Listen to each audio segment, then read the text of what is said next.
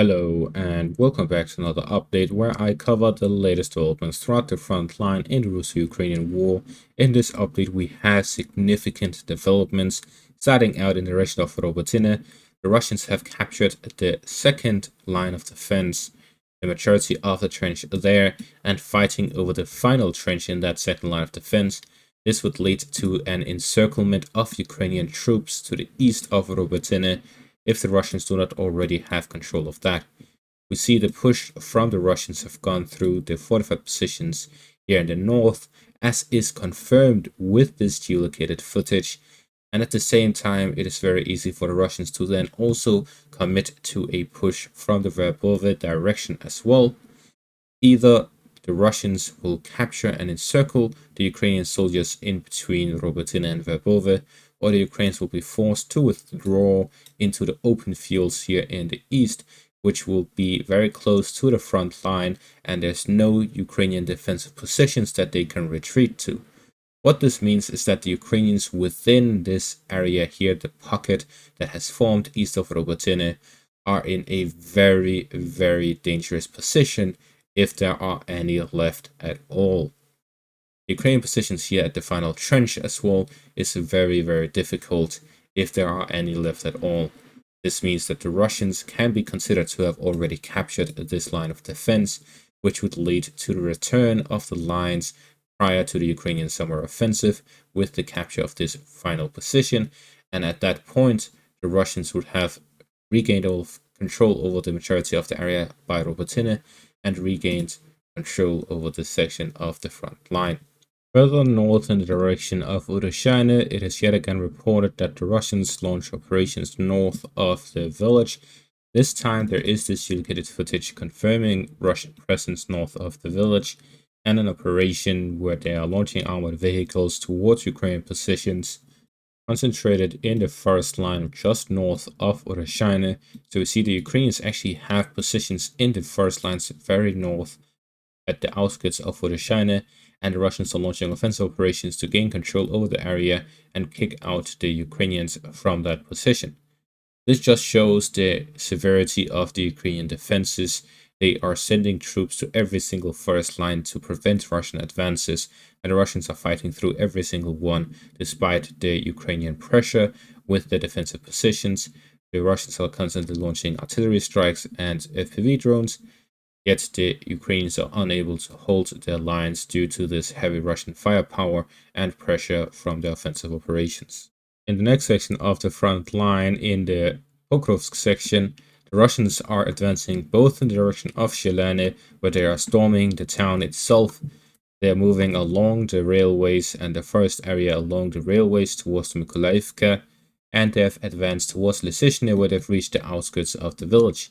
In this offensive operation towards Lysychne, the Russians have moved along the Ukrainian fortified positions south of the village, capturing another section of it, moved through the forest area towards Lysychne through that.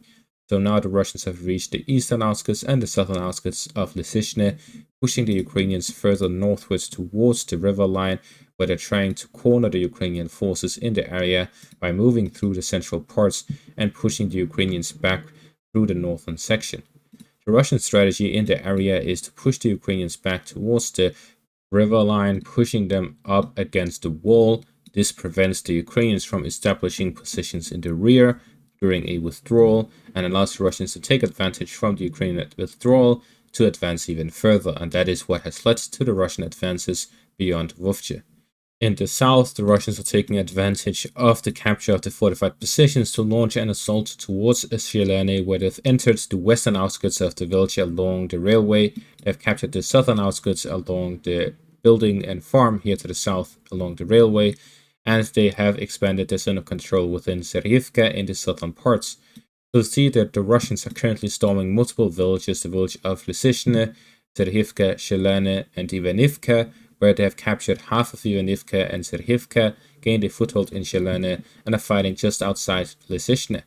All of this in an attempt to move towards Rodivka and Novorodivka in their offensive operation towards Mirnograd and Pokrovsk, and in this section of the front line we see constant Russian advance on a day-to-day basis due to the strategy that they are making use of in this section of the front line.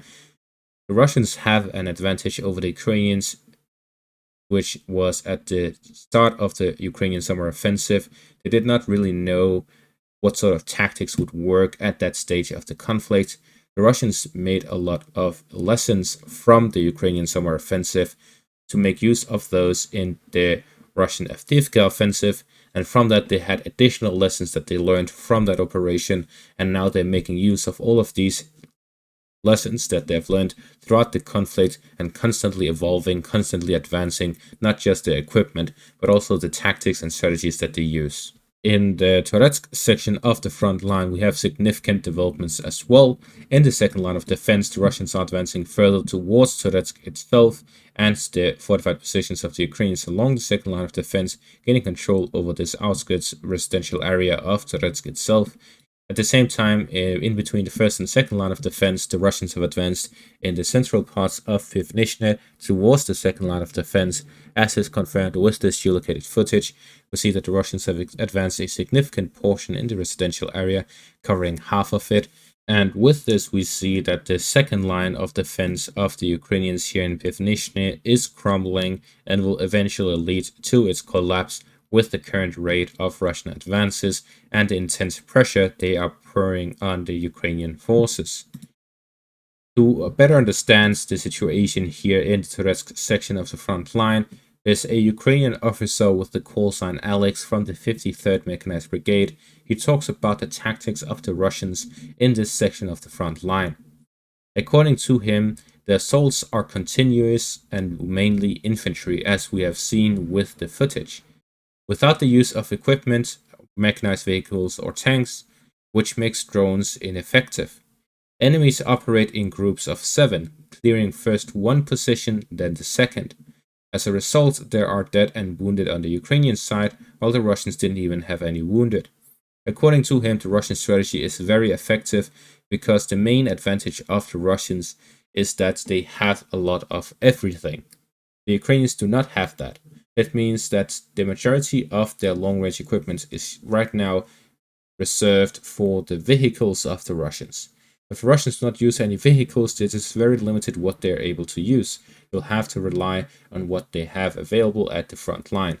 If what they have available of FPV drones and artillery is used for every single individual soldier, then they simply do not have nearly enough of what they would need.